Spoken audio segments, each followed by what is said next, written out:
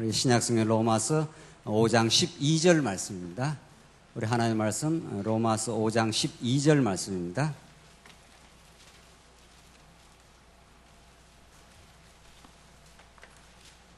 찾으신 줄 알고 봉독 드리겠습니다. 신약성경 로마서 5장 12절입니다.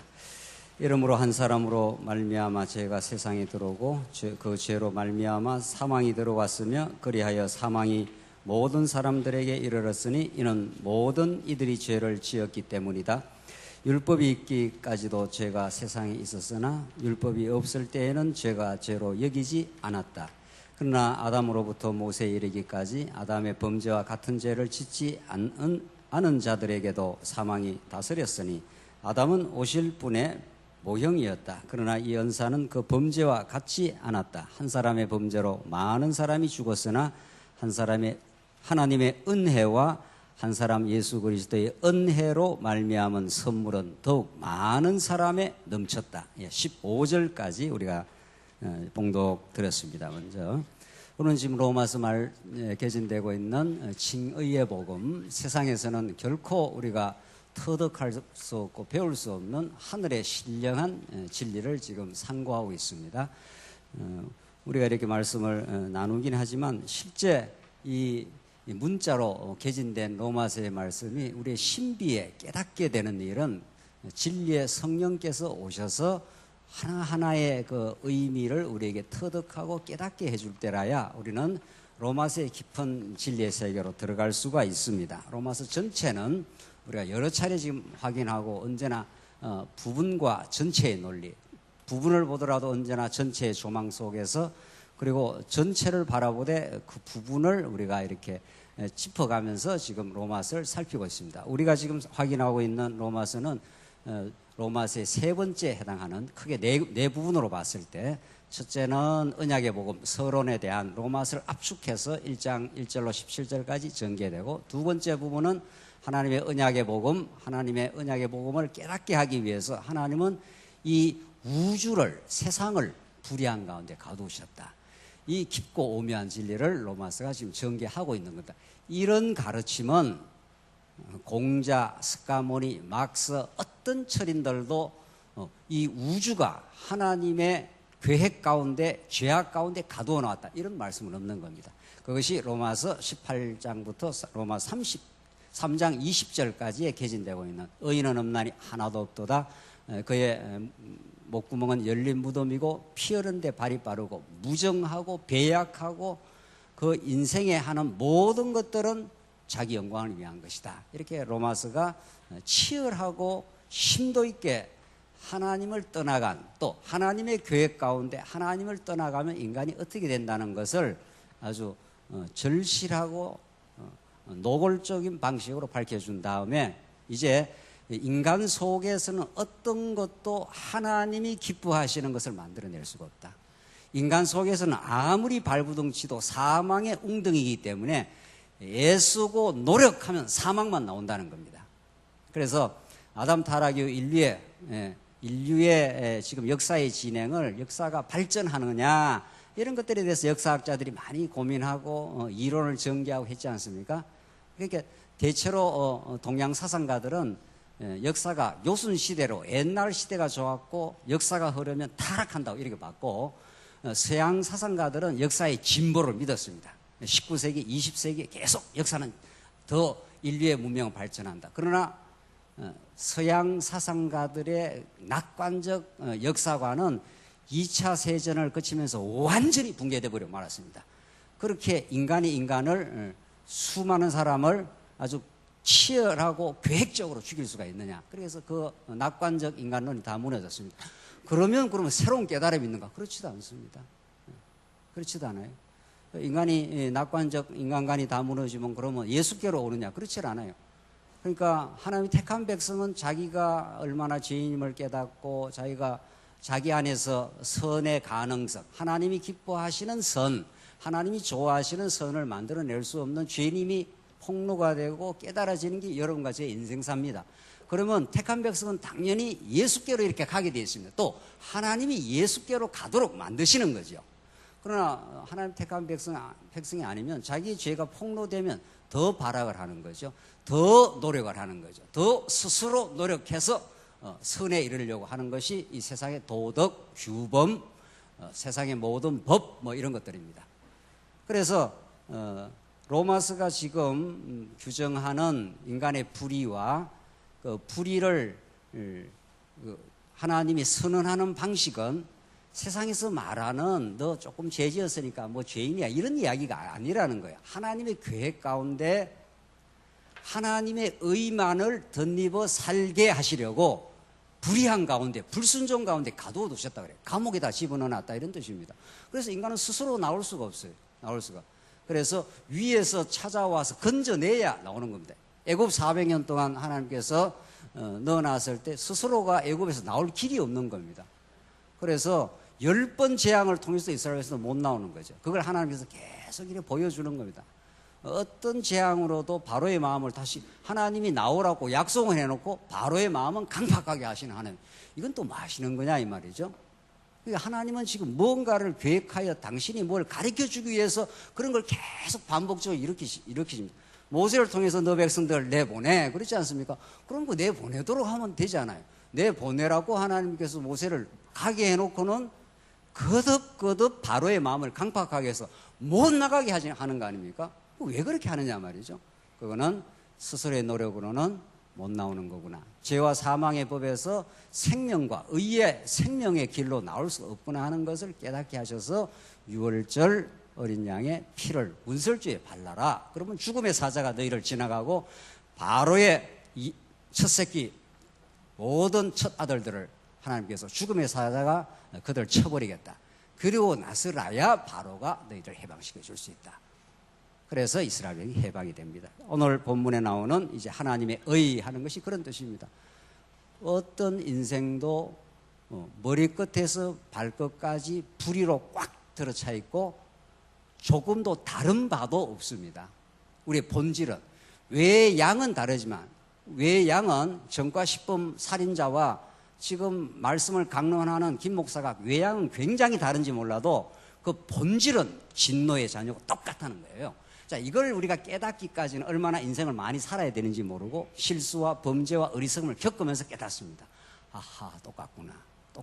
이렇게 깨달아가야 그것이 죄가 폭로되고 죄의 그 심해, 깊은 바다가 깨달아져야 넓고 풍성한 하나님의 은혜가 깨달아지는 거죠. 로마서는 이렇게 단순한 논리를 가지고 심도 있는 복음을 가르쳐주고 있어요.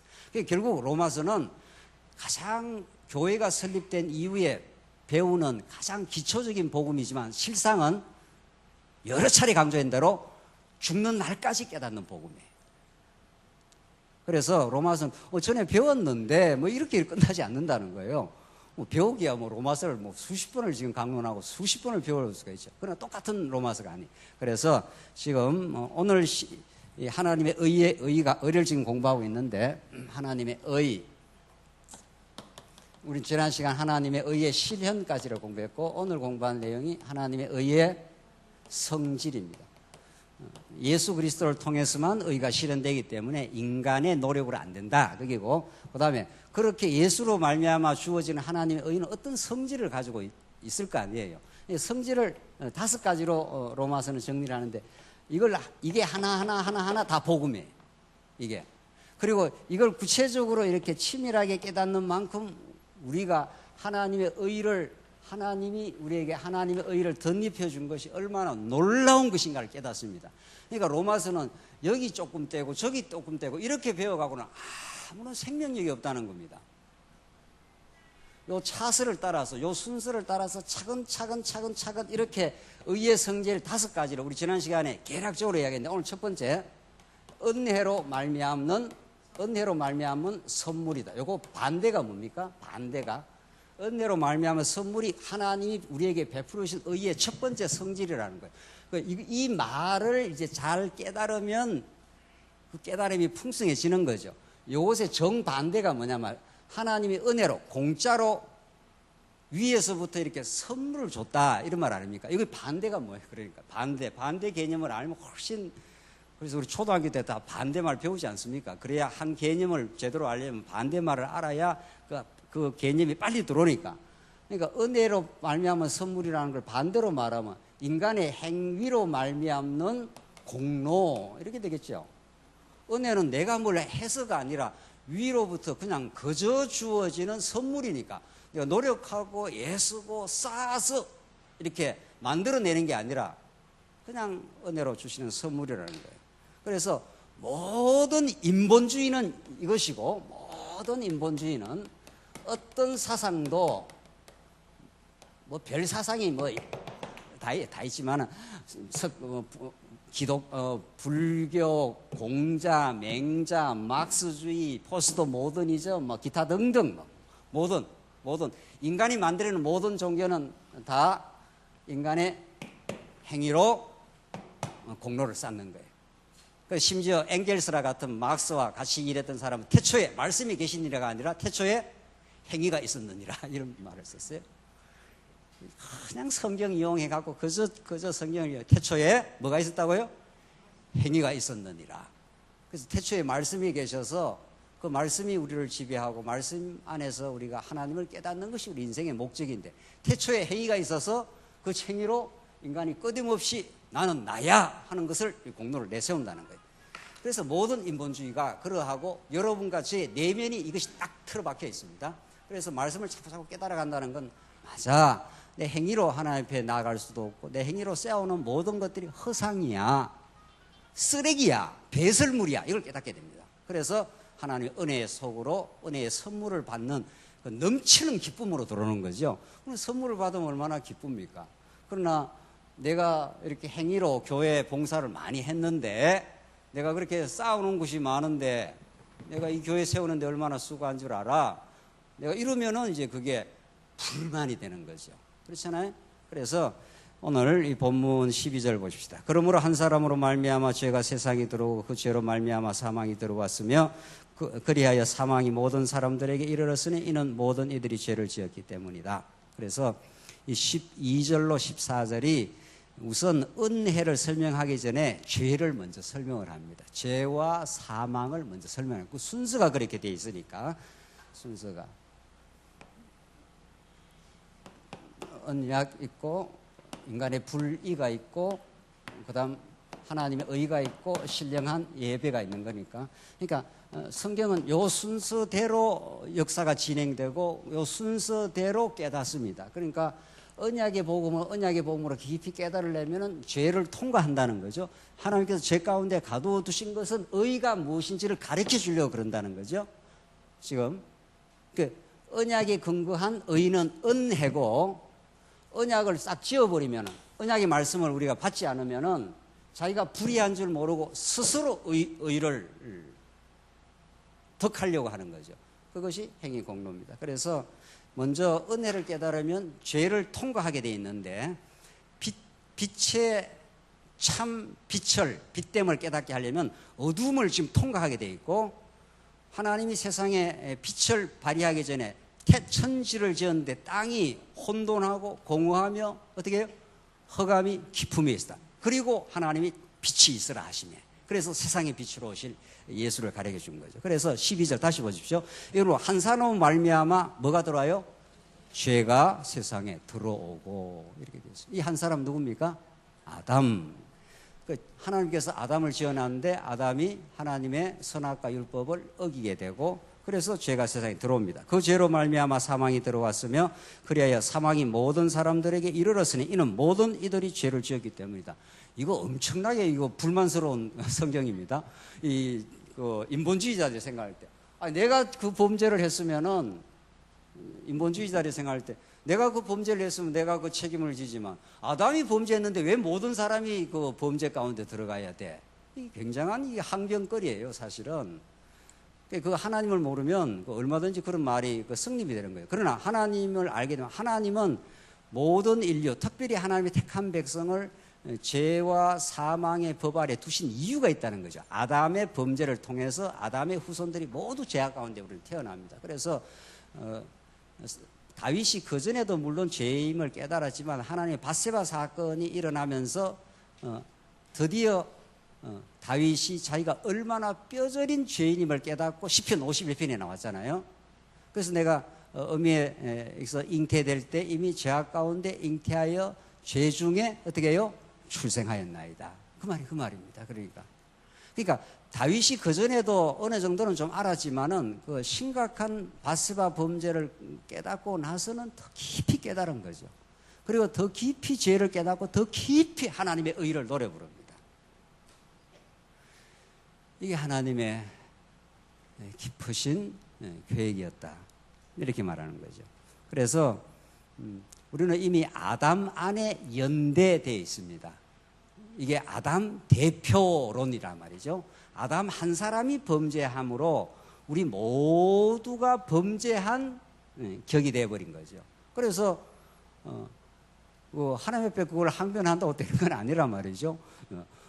내가 그렇게 불순종 가운데 가두어서 탕자가 아버지 집을 나가서 아버지 집이 떠나면 어떻다는 것을 하나님이 지금 교육하고 있는 거 아니겠어요? 하나님은 우리 택한 백성에게 이 땅에 이루어지는 모든 일은 의미를 갖고 있는 거죠. 어떤 것도 의미 없는 일은 없죠. 결국은 뭐를 깨닫게 하려고 하느냐 하면 하나님이 어떠신 분인가, 하나님의 은혜가 얼마나 크신가, 그거 하나를 깨닫게 하기 위해서 모든 인생의 역사가 지금 진행되고 있는 지금 죄악된 섭리까지도 그렇게 되는 거죠.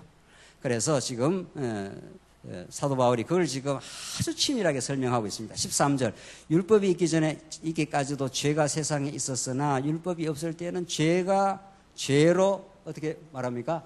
여겨지지 않았다.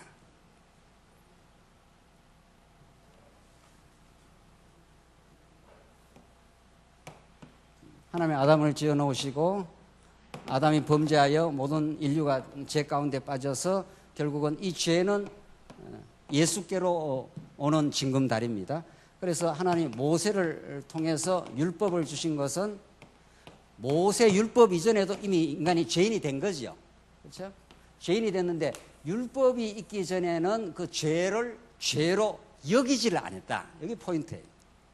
그래서 모든 지금 율법을 가리키는 우리 개혁신학에서도 개혁신학이 500년 신학의 전통에서는 가장 건전한 신학의 전통인데 예수 믿고 나서도 자꾸 율법을 갖다 대잖아요. 예수 믿고 시키면 갖다 대면서 우리 지켜야 될 규범이다. 그게 이제 율법에 대한 용도에 대한 오해란 말이에요. 하나님이 모세 율법을 갖다 대는 것은 율법은 거룩한 것이에요. 아주 좋은 것이에요. 아주 빛나는 거울이란 말이죠. 그러니까 율법은 거룩하기 때문에 죄인에게 갖다 대면은 죄가 자꾸 폭로가 된단 말이에요.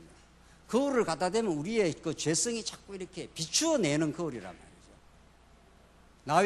나외에 신을 두지 말라 이렇게 하는데 실제 인간은 금송아지 섬에서 이 금송아지가 우리를 애굽에서 건져낸 신이다 이러니까 근데 율법을 딱 갖다 대면 그 율법이 탁탁 걸리는 거죠.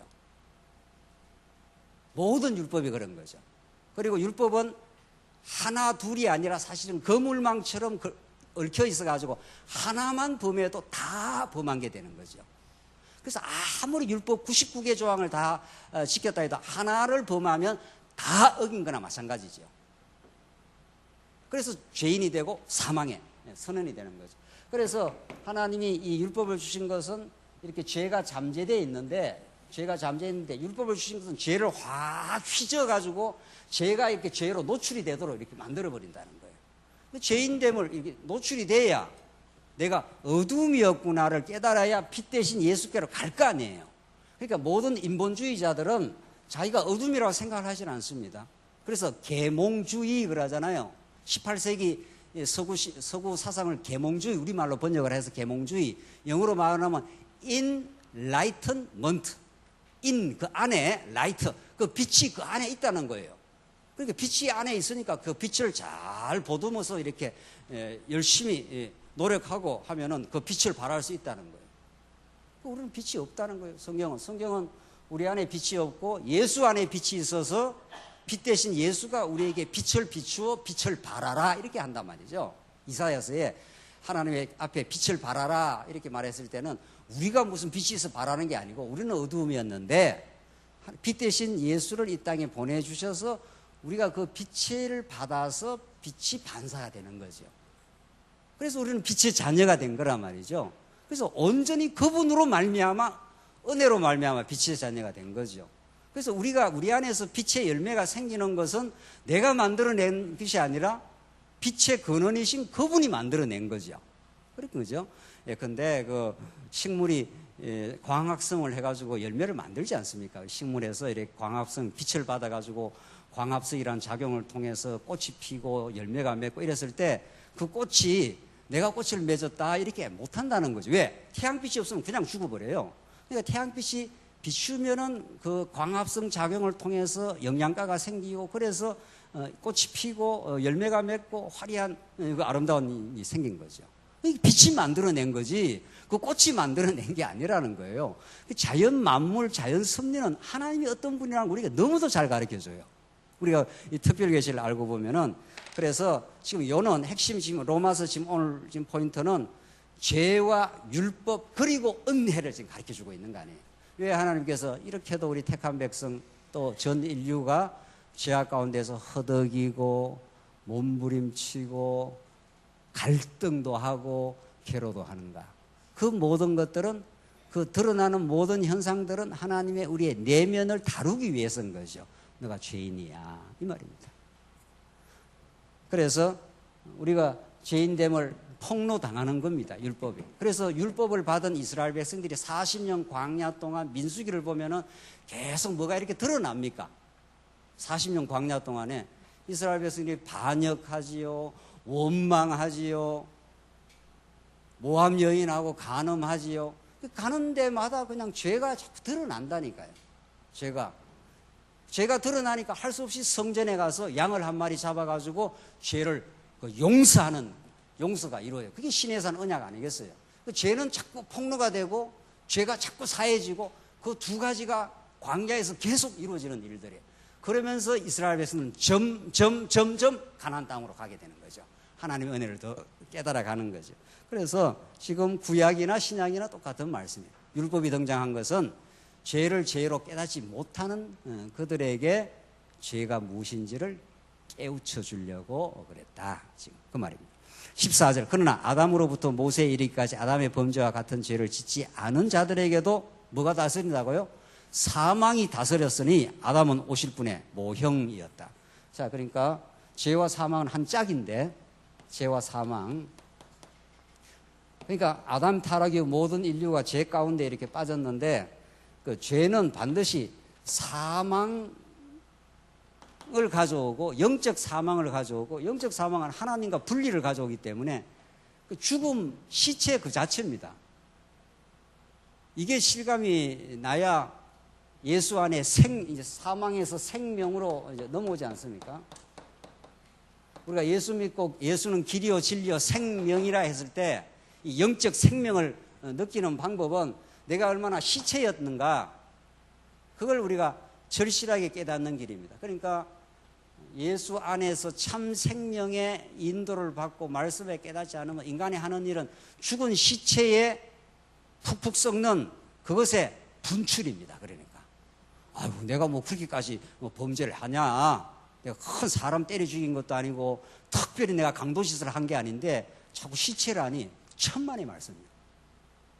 우리 내면을 들여다보면은 실제 다윗이 밧세바 사건 그리고 우리아를 죽이기 전에 다윗은 상당히 포장되어 있습니다. 그러니까 하나님께서 한번 확 들춰내버리면은 그러니까 밧세바를 사건 우리아 죽이는 사건이 있기 전에도 다윗은 그 내면 안에 미움과 음욕과 그게 다 들어있는 거죠.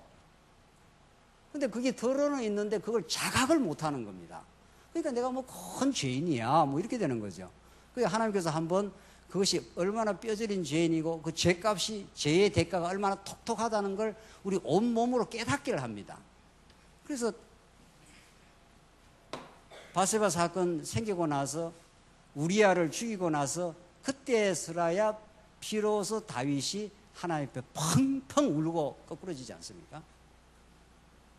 이게 죄였습니다. 내가 죄인이었습니다. 머리끝에서 발끝까지 내가 오직 하나님께만 죄를 지었나이다. 사람하고 관계 속에서 죄가 형성되는 게 아닙니다. 죄는 하나님이 죄라 해야 죄가 되는 거니까. 그러니까 너 죄인이야 이렇게 이제 규정하고 들어온 거죠 하나님이. 그래서 죄는 사망을 낳고 사망은 우리가 죽은 시체의 삶을 살게 됩니다. 그래서 어떤 것도 하나님을 기쁘시게 하거나 진정한 의미에서 이웃을 진정으로 기쁘게 하는 일이 없습니다. 그 모든 게 자기 중심이라는 거예요. 모든 것은 블랙홀입니다. 블랙홀이라는 건 모든 빛의 근원들을 다 어둠으로 잡아당기는 힘인데 그만큼 인간은 자기 중심적입니다. 그래서 거기에서 우리를 어떻게 하나님이 해방을 시켜내는가 한번 보십시오. 그래서 아담 오실 분의 표상이었다. 하나님이 아담을 지어놓고 아담 한 사람으로 죄인 되고 둘째 아담 한 사람으로 모든 사람이 생명의 길을 간다. 이렇게 하나님이 아담을 지은 건 둘째 아담을 내다보면서 지은 거죠. 그러니까 하나님이 아담을 지었다 해서 인류 조상을 지었다. 그거는 1차적 해석이고 하나님이 아담을 지어서 둘째 아담 예수를 보내줄 것을 이미 계획을 하신 거죠. 그러니까 첫 아담이 범죄하는 걸 하나님이 다 아시는 거 아니겠어요? 그걸 모르면 하나님 전지하지 않죠. 그렇잖아요. 그러니까 첫 아담이 범죄했을 때 둘째 아담 예수 그리스도 안에서 참 생명을 얻어 하나님의 은혜를 깨달으라고. 이게 하나님의 전체적인 언약 성취의 프로그램인 거죠. 그 하나님의 계획대로 지금 역사가 이렇게 진행된 거죠. 그래야 우리는 이 죄악 많은 세상 가운데 죄의 본질을 우리가 깨닫게 됩니다. 이래서 하나님 그랬습니까? 이래서 지난날에 이렇게 몸부림의 세월이 있었습니까? 이런 거죠. 그래서 이스라엘 백성으로 말하면 400년 종살이가 있었고 40년 광야가 있는 겁니다. 그래야 가나안 땅 들어갔을 때 너무 감사할 거 아닙니까? 나는 이 가나안 땅에 들어올 자격이 없는 겁니다. 여러분과 제가 지금 여기 앉을 자격이 없는 사람들입니다. 내가 믿음이 좋아서 그렇다. 이거는 망발입니다. 정말 아무런 자격이 없습니다. 하나님이 불러내지 않았으면은 여기에 앉아서 찬양을 부른다든가 말씀을 듣는다든가 할 수가 없습니다. 그래서 그걸 은혜라 그럽니다. 우리는 하나님의 은혜의 폭포수가 우리를 덧입혀서 하나님의 은혜의 손길로 우리를 이렇게 인도해내서 이 자리에 앉아 있는 겁니다. 그걸 다윗이 많이 깨닫습니다. 범죄하고 나서 많이 깨닫습니다. 나중에. 그래서 결국 우리 인생의 역사는 죄가 자꾸 드러나는 과정, 그리고 은혜가 넘치는 과정, 그리고 신령한 예배가 이루어지는 과정입니다. 그래서 많이 은혜를 깨달아 가는 사람은 이제 과거의 그런 죄를 다시 반복하지는 않습니다. 과거의 그런 범죄를 자꾸 반복하는 게 아니라 훨씬 경건하고 훨씬 감사하고 훨씬 은혜에 사로잡히는 그런 신령한 예배의 삶으로 전진하게 되겠죠. 그거는 마지막 반드시 나오는 열매입니다. 그것이. 그러니까 그 순서대로 지금 우리 인생의 역사가 진행된다. 보면 틀림없는 거죠. 15절. 15절로부터 17절. 그리스도의 은혜로 의의 선물을 받는 자들이 왕노릇을 한다. 자, 이게 지금 왕노릇. 혹은 여기 우리가 지금 읽는 바른 성경에는 그냥 다스림 이렇게 나오는데 왕노릇, 옛날 우리 개혁 성경은 왕노릇인데 한번 보십시다. 그러나 이 은사는 그 범죄와 같지 않았다. 한 사람의 범죄로 많은 사람이 죽었으나 하나님의 은혜와 한 사람 예수 그리스도의 은혜로 말미암아 선물은 더욱 많은 사람에게 넘쳤다. 그러니까 예수 그리스도 한 분이 하나님의 언약적 은혜의 선물을 주려고 이 땅에 약속대로 오셔서 고난받고 죽으시고 부활하셔서 하신 모든 예수 그리스도 사건이 그게 많은 사람에게 은혜의 선물을 주시려고 그랬다. 16절. 또 이 선물은 했지 않습니까? 죄를 범한 한 사람으로 말미암아 생긴 결과와 같지 아니하니 이 심판은 한 사람으로 말미암아 정죄에 이르렀으나 은사는 많은 범죄들로 말미암아 의롭다 하심에 이르렀다. 한 사람의 범죄로 사망이 그 한 사람으로 말미암아 다스렸다면 은혜와 의의 선물을 넘치게 받은 자들은 더욱 한 분 예수 그리스도로 말미암아 생명 안에서 다스릴 것이다. 그러니까 한 사람으로 말미암아 사망이 모든 사람을 그 지배했다가 이제는 은혜와 의의 선물을 넘치게 받은 자들, 이게 택한 백성 아니에요? 은혜와 의의 선물을 넘치게 받은 자들은 더욱 한 분 예수 그리스도로 말미암아 생명 안에서 다스릴 것이다. 그래서 이제는 이 사망의 법 안에서 허우적거렸던 옛사람이 아니라 이제는 새 사람이 되어서 새 생명 가운데 하나님을 섬기고, 우리가 오늘 교회에 나와서 하나님을 찬양하고 우리 성도들을 섬기기 위해서 각자 이렇게 뭐 회의에도 들어가고 여러 가지 모임에도 들어가고 협력기구에도 들어가고 하지 않습니까? 그게 우리 안에 이렇게 생명이 약동한다는 뜻입니다. 우리 성도들을 사랑하고 우리가 이방 땅에 얼굴도 모르는 성도들을 사랑하기 위해서 선교도 하고 뭐 이렇게 하는 모든 것들이 내 안에 새 생명이 약동하기 때문에 그렇게 가능한 생명의 역사입니다. 그러니까. 그래서 지금 사도 바울은 한 사람으로 사망이 왕노릇 했다면은 지금 또 한 사람 예수 그리스도로 말미암아 생명이 우리 안에서 왕노릇하게 될 것이다. 지배한다, 통치한다. 그러니까 여러분과 저는 어느 통치 밑에 있는 겁니다. 어느 통치 밑에도 통치 밑에 벗어나서 자율적 인간 이런 건 없는 겁니다. 사망의 통치 속에 있거나 생명의 통치 속에 있거나 둘 중에 하나인 거죠. 그래서 지금 우리가 새 생명 가운데 그 통치를 받고 의와 생명의 통치 가운데 기쁨을 누려 지금도 가나안 땅을 향해서 가고 있는 거죠. 지금 우리는 이미 구약식으로 말하면 400년 사망의 종살이에서 벗어났으니까 지금은 가나안 땅을 향해 지금 전진하고 있는 겁니다. 그래서 18절로 21절까지는 율법이 범죄를 더하여 넘치는 은혜로 영생에 이르게 한다 그럽니다. 그러므로 한 범죄로 말미암아 모든 사람이 정죄에 이른 것 같이 한 의로운 행동으로 말미암아 모든 사람이 의롭다 하심을 받아 생명에 이르렀다. 한 사람의 불순종으로 말미암아 많은 사람이 죄인이 된 것 같이 한 사람의 순종으로 말미암아 많은 사람이 의인이 될 것이다. 여기 앞에서 한 말을 다시 정리하면서 한 사람으로 말미암아 모든 사람, 많은 사람이 죄인이 된 것처럼 한 사람의 순종, 예수 그리스도가 이 땅에 오셔서 하나님의 뜻을 그대로 이 땅에 탄생해서 돌아가실 때까지, 부활 승천할 때까지 하나님의 뜻을 완벽하게 순종한 그것이 우리에게 그냥 전가가 되어서 우리도 하나님의 의의 자녀로 그냥 하나님이 그냥 전가를 시켜주는 거죠. 그래서 빚진 자들에게 빚을 고스란히 갚아주고 우리는 이제 빚에서 완전히 해방된 사람으로, 빚쟁이가 다시는 너 내한테 빚 내나 이런 소리를 못한다는 거죠. 그렇게 하나님이 예수 한 사람 순종으로 만들어 주셨다. 20절 율법이 들어온 것은 범죄를 많아지게 하려는 것이다. 그러나 죄가 많은 곳에는 은혜가 더욱 넘쳤나니.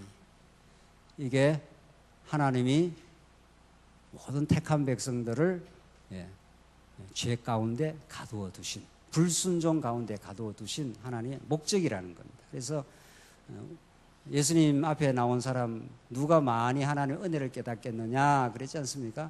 그래서 요즘 우리식으로 말하면 100만 원 탕감받은 사람이 더 많이 은혜를 깨닫겠느냐, 100억을 탕감받은 사람이 그 주인한테 더 은혜를 깨닫겠느냐 이렇게 묻지 않습니까? 뭐 말할 것도 없는 거죠. 100만 원은 뭐 한 달 정도 일하면 갚을 수 있는 거니까 그게 큰 은혜가 안 되지만 100억이라는 엄청난 많은 돈을 갚아준 사람 평생을 못 잊는 거죠. 그렇습니다. 여러분과 제가 평생을 보답할 수 없는 하나님의 은혜 속에 지금 사는 겁니다. 그것이 언제나 우리의 신앙의 그 바탕인 거죠. 교회 생활하다 짜증나거나 교회 생활하다 힘들거나 여러 가지 복잡하거나 그러면 다시 원초적인 로마서로 들어오면 하나님, 나는 한없는 하나님의 빚진 자였는데 그것을 완전히 탕감을 받았습니다. 그 자리로 돌아오면 우리는 언제나 하나님의 은혜에 감격이 넘치게 됩니다. 그래서 이거는 이 은혜의 깨달음은 죽는 날까지 끝도 나질 않습니다. 그래서 이게 사랑의 감격인데 이것은 시들어가는 것도 아니고 날마다 더하는 감격이에요. 어떻게 당신의 아들을 독생자를 십자가에 그렇게 처절하게 못 박아서 물과 피를 다 쏟게 만들어서 너는 내 사랑하는 자녀라 이렇게 하나님이 우리를 건져내 주신 거니까 이거는 뭐 한없는 은혜인 거죠. 그래서 21절 이는 죄가 사망 안에서 다스리는 것 같이 은혜도 의로 말미암아 다스림으로 예수 그리스도 우리 주님으로 말미암아 영생에 이르게 하는 것이다. 그러니까 죄가 사망 가운데 사망의 종로로 사다가 이제는 예수 안에 생명의 종로를 하는 그런 거룩한 백성으로 우리를 삼아서 새 사람이 되게 했다 이런 뜻입니다. 그러니까 존재론적으로 우리는 범죄가 들어있긴 하지만 존재론적으로는 우리는 여기에 사는 존재가 아니라 이미 예수 안에 새로운 피조물이 된 겁니다. 그리고 우리는 원래 창세전 하나님의 자녀입니다. 원래 이런 역사에 과정을 거치기 전에 영혼 안에서 이미 하나님의 자녀가 되어 있는 건데, 이 역사의 죄악과 사망을 통과하여, 어둠을 통과하여 빛과 생명 가운데로 인도하셔 하나님의 은혜를 지금 배우고 있는 겁니다. 우리는 지금 영원한 하나님의 은혜 속에 우리가 원래 존재하는 인생인데, 자, 이게 이제 우리 역사의 의미입니다. 왜 우리가 역사 가운데 이렇게 하나님께서 이 고단한 세상을 살게 하느냐? 그냥 영원 안에서 살기를 하지. 그러니까 우리가 깨닫게 하려고. 어떻게? 죄와 사망 가운데 두셔서, 그래서 몸부림치고 때로는 갈등하면서 깨닫고 하지 않습니까 지금? 그러면서 점점 예수 안으로, 십자가 앞으로, 부활의 진리 앞으로 우리가 지금 가고 있는 중입니다. 그래서 우리는 존재론적으로는 여기 와 있습니다. 다시는 우리를 죄인이라 이렇게 규정할 세력이 없습니다. 너 죄인 아니야 이렇게 규정할 세력이 없어요. 그걸 십자가로 완전히 괴멸해버리기 때문에. 그래서 하나님은 우리를 의롭다, 너는 내 자녀다, 죽었다가 살아난 자녀야, 아버지가 그렇게 보는 거지, 너 죄 어떻게 지었어, 죄 지은 너 대가는 이렇게 받아야 돼, 이런 말을 하질 않는 겁니다. 죄를 기억지도 않는다 그랬으니까. 그게 늘 감격이 된 사람은 신령한 예배로 지금 가고 있는 중입니다. 두 번째 보시면, 두 번째 이제 은혜를 우리가 공부했으니까 두 번째 그리스도와 합한 세례입니다. 이게 두 번째, 그리스도와 합한,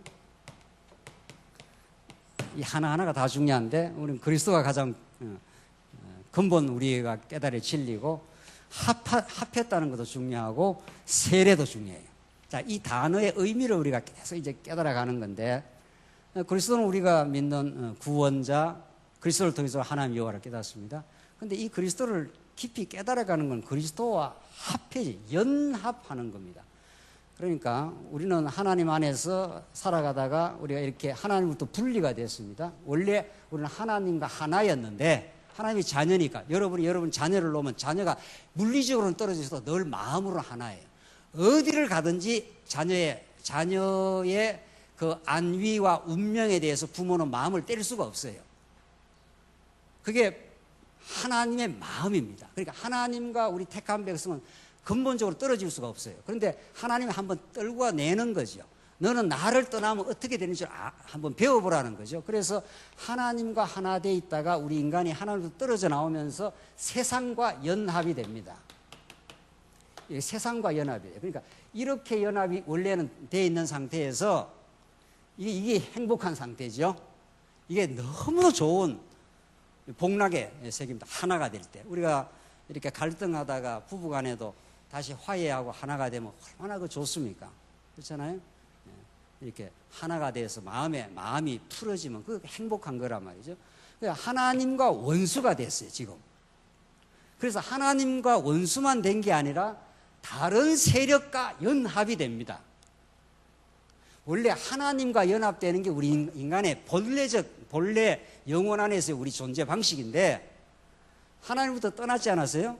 그러면 필연적으로 하나님 외에 다른 것과 연합이 됩니다. 그러니까 인간은 홀로 살 수가 없어요. 하나님과 연합해서 살거나 아니면 무엇 다른 것과 연합해서 살게 돼요. 인간이 이게 자존자가 아니기 때문에 그렇습니다. 그래서 이걸 세상과 연합하는 걸 다른 말로 말하면 뭡니까? 이게 세속주의입니다. 이게. 그런데 중요한 거는 하나님과 강렬하게 사실은 사랑이라는 거는 하나님은 떼지 않잖아요. 우리가 하나님을 몰라서 떠나나온 건데, 하나님을 떠나나오면 이 세상이 우리를 묶어내는 이 연합의 힘이 보통 강렬한 게 아니에요. 돈이 그러하고 명예가 그러하고, 그래서 신학적으로는 이게 우상이라 그러고 심리학적으로는 중독이라 그래요. 현대들은 다 중독자예요. 돈에 중독되어 있고, 명예에 중독되어 있고, 권력에 중독되어 있고, 관계에 중독되어 있고, 알코올에 중독되어 있고, 중독 현상은 모든 현대사회의 보편적 현상이에요. 왜 그런가 하면은 하나님께 중독됐다는 말 쓰면 안 되는데, 하나님과 하나 되어서 너무도 좋으면 여기에 빠져들어가질 않아요. 그렇잖아요? 그런데 자식도 중독이에요. 강남인지 뭔지 몰라도 자식 대학 보내기 위해서 얼마나 중독 현상이 있는지 모릅니다. 자식이 가는 곳이라면 어디까지 따라가고, 그래서 자식을 놓을 수가 없어요. 중독이란 거기 완전히 그 대상과 완전히 하나가 되어 있는 상태예요. 떨어지질 못하는 거죠. 그렇죠? 그래서 모든 인간이 이렇게 삽니다. 그래서 하나님 말씀 안에서 우리를 하나님과 하나 되게 하고, 하나님과 행복을 누리게 하고, 하나님의 복음 안에서 기쁨을 누리게 하려고 하늘의 복음을 다시 가르쳐 주는 거죠. 내가 너를 이렇게 사랑해. 너는 내 것이야. 너는 내 안에서 참된 기쁨이 있어. 그래서 예수를 십자가에 못 박기까지 우리 인생을 하나님과 연합해요. 그러니까 예수와 합한 세례, 이런 뜻이에요. 그러니까 예수와 합했다는 그 반대말은 무슨 말인가? 세상과 합해 있는 거죠. 세상과 연합되어 있는, 그래서 세상에 중독되어 있는 인생을 하나님께로 데리고 오는 것이 예수예요. 그래서 예수가 이렇게 좋은 분이에요. 그래서 내가 얼마나 죄에 중독된 상태였다는 걸 깊이 깨달은 사람은, 여기에 세상에 중독된 사람은 세상의 중독의 유혹으로부터, 이 치명적 유혹으로부터 스스로 벗어날 수가 없어요. 근데 여기에 한번 묶였다면, 여기에 사망의 종로로 타면은 이게 우리 영혼을 피폐하게 하고, 우리 영혼을 극단적으로 만들고, 영혼이 빈곤하게 만들고, 늘 불만족하게 만드는 게 이 세상 중독입니다. 사이다 마시듯이 여기 마시면 갈증이 해소가 안 돼요. 그러나 5 남편을 둔 수가성 여인이 여기에 중독되어 있었던 거 아니에요? 그러니까 예수님이 수가성 여인이 찾아와서, 네가 마시는 물은 마셔도 목마르지만 내가 너에게 주는 물은 영생하는 물이 내 배에서 솟아나리라.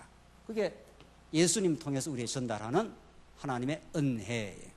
그래서 오늘 두 번째 의의 성질 가운데 예수와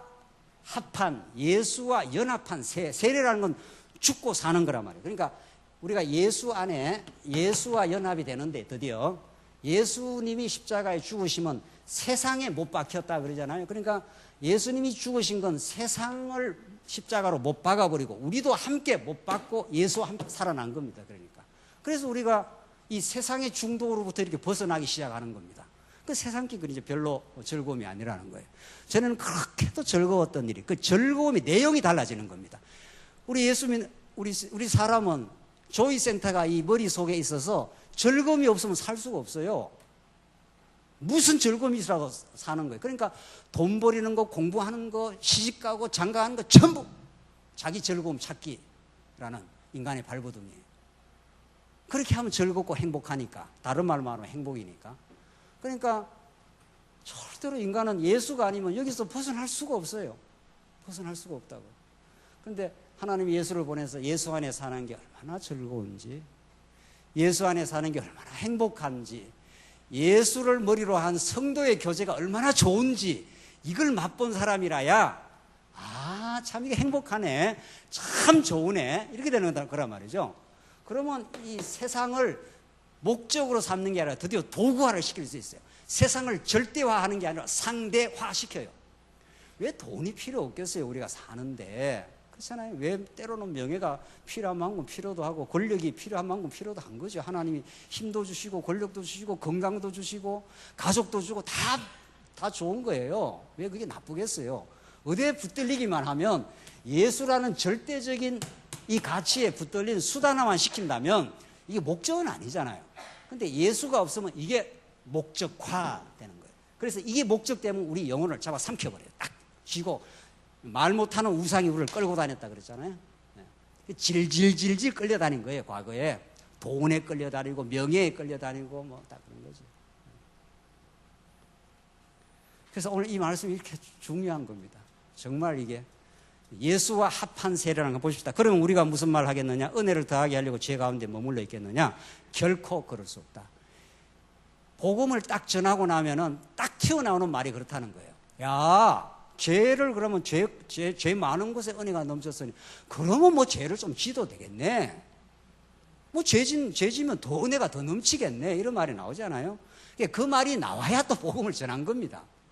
그 말이 안 나오면 아직 복음답게 전한 게 아니에요. 그래 그게 이제 수정을 해주는 거죠. 사도 바울이 그런 생각을 하는 사람이 결코 그럴 수 없다. 2절. 죄에 대하여 죽은 우리가 어떻게 그대로 죄 가운데 살겠는가. 우리는 죄에 대해서, 세상에 대해서, 세상은 죄입니다.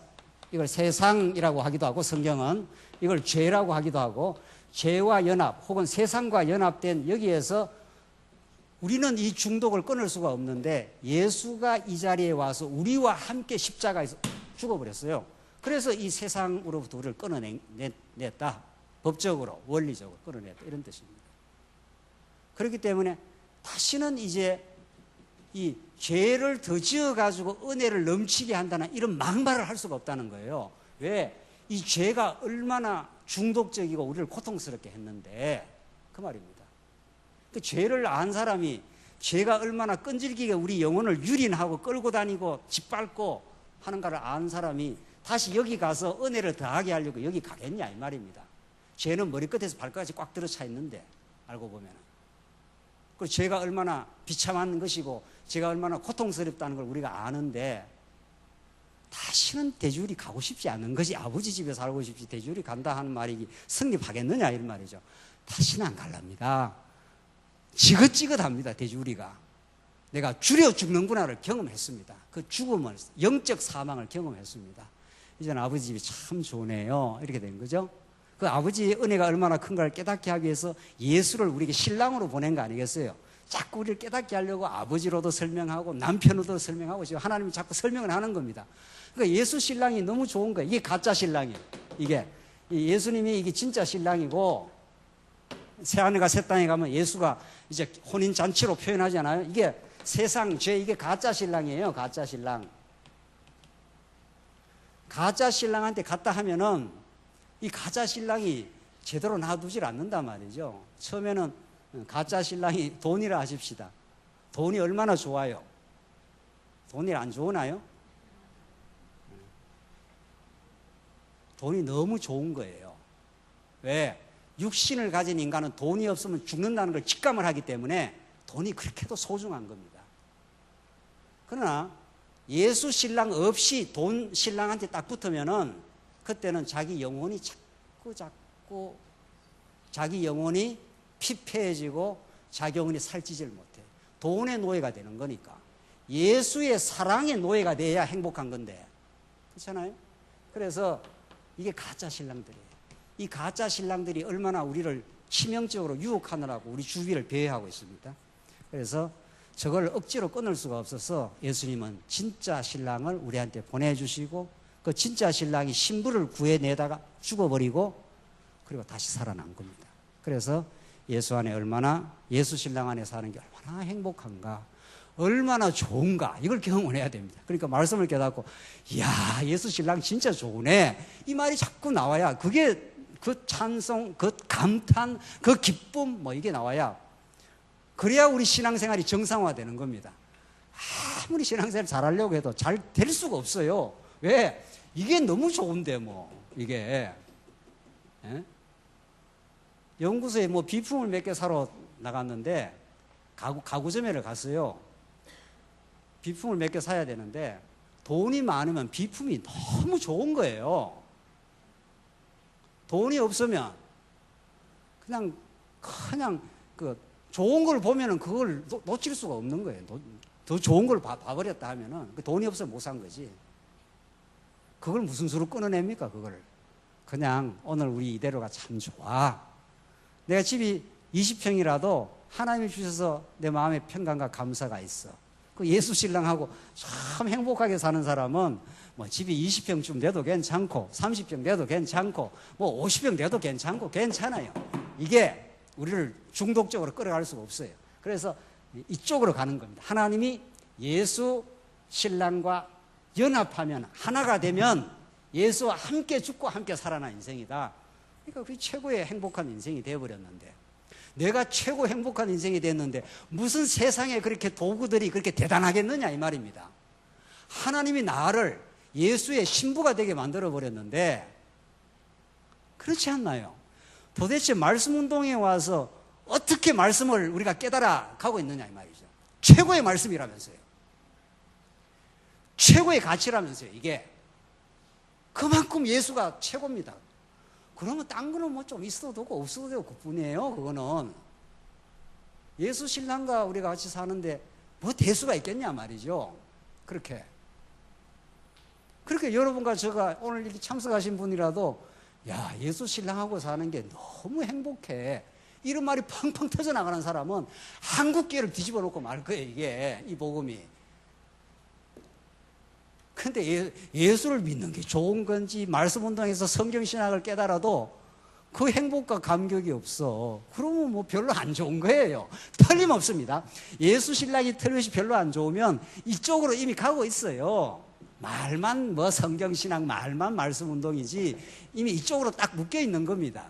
돈, 명예, 권력, 관계, 별별별별 세상 유혹들, 이생의 자랑, 안목의 정욕, 그거 다 세상 것들 지나가는 것들이야. 사도 요한이 그렇게 말해요. 이생의 자랑, 안목의 정욕, 육신의 정욕, 이런 것들.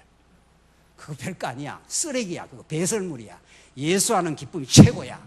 그게 최고의 고상한 가치야. 이렇게 바울이, 사도 요한이 우리에게 가르쳐주고 있단 말이에요. 그래서 그리스도 3절 예수님과 연합하여 세례를 받는 우리는 모두 그분의 죽으심과 연합하여 세례를 받은 줄 알지 못하느냐. 연합하여 세례를 받은 줄.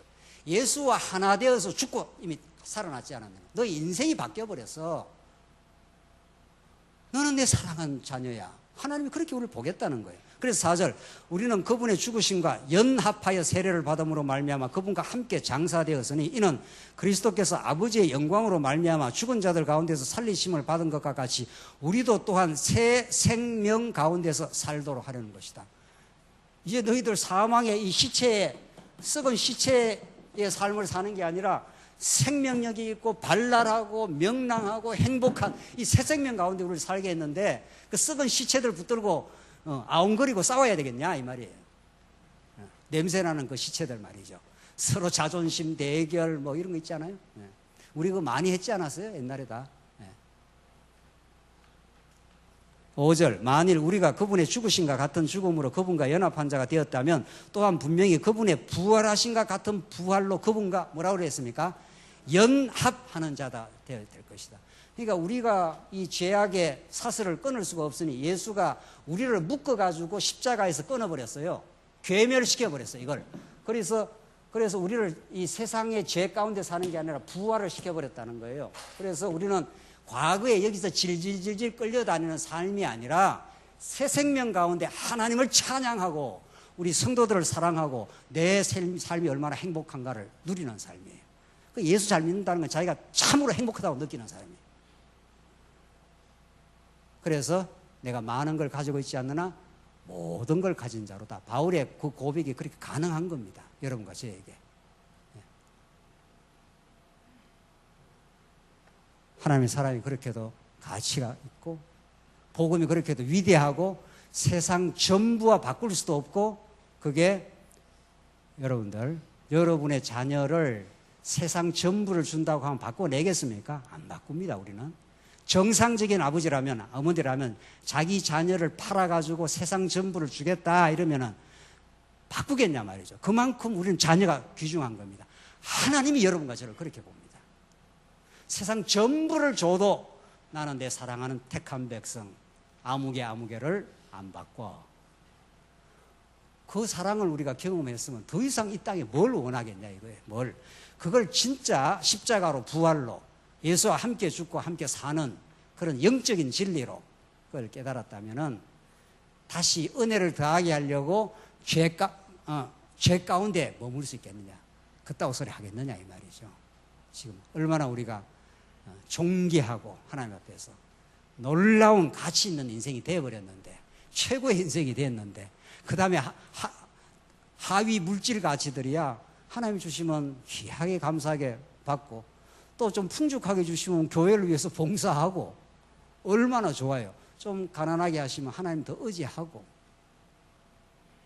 그렇게 우리 교회 생활하고 서로 사랑하며 살면 그걸 우리는 천국이라 하나님이 우리에게 만들어내신 천국이라고 합니다. 그 천국의 기쁨을 누리는 자는 천국을 반드시 증거하고 살게 될 겁니다. 이걸 복음 정인이라 그래요. 정인은 본대로 느낀 대로 확인한 대로 그렇게 사는 겁니다. 그걸 확인하지 못한 사람, 예수 신랑의 기쁨을 누리지 못한 사람은 이미 가짜 신랑에게 묶여 있는 상태입니다. 이 사슬의 고기를 예수님만이 끊어주시고 어여쁜 자야, 우리가 이제 다시 좋은 곳으로 가자. 이게 아가스입니다. 어여쁜 자야, 우리가 좋은 곳이 있지 않느냐? 저 새하늘과 새 땅이 있지 않느냐? 나와 함께 가는 침실이 있지 않느냐? 저 좋은 곳에 가서 그 기쁨을 함께 누리자. 그렇게 예수님 우리를 초청하시고 우리를 날마다 기쁨의 삶으로 인도하십니다. 기도하십시다. 자비하신 하나님 아버지, 은혜를 감사합니다. 이제 죄와 허물로 허망하게 죽어버렸던 우리 인생들을 이제 가짜 신랑에서 끊어내시고 참 신랑 예수 안으로 우리를 인도하셔서 그 기쁨을 누리게 하셔서 감사합니다. 그 기쁨으로 세상을 승리하며 살게 하시옵소서. 예수님 이름으로 기도하옵나이다. 아멘.